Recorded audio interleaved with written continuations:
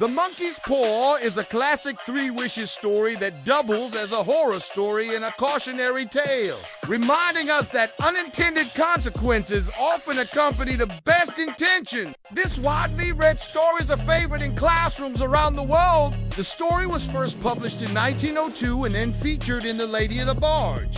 Published in 1911, we created the Monkey's Paw Study Guide to benefit students and teachers.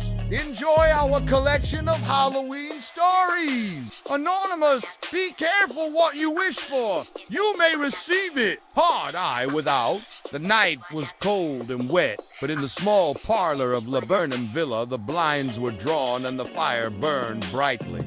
Father and son were at chess.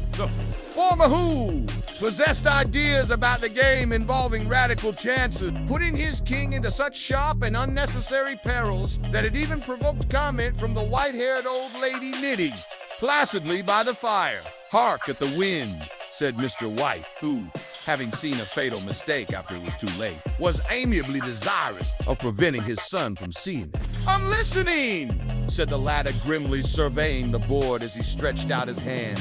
"Check. I should hardly think that he's come tonight," said his father, with his hand poised over the board. "Mate," replied the son. "That's the worst of living so far out," bawled Mr. White, with sooty and unlooked-for eye. "Of all the beastly, slushy, out-of-the-way places to live in, this is the worst. Violence." White looked up sharply, just in time to intercept a knowing glance between pads above and the roads a torrent. "I don't know what people are thinking about. Suppose because only 2 houses in the road are let, they think it doesn't matter." "Never mind, dear," said his wife soothingly. "Perhaps you'll win the next one. Mr. Mother and..." The words died away on his lips, and he hid a guilty grin in his thin white gray beard. "There he is," said Herbert White as the gate banged too loudly and heavy footsteps came toward the door. The old man rose with hospitable haste and, opening the door, was heard condoling with the new arrival. The new arrival also condoled with himself, so that Mrs. said, "Tut, tut," and coughed gently as her husband entered the room, followed by a tall, burly man, beady of eye and rubicund of visage.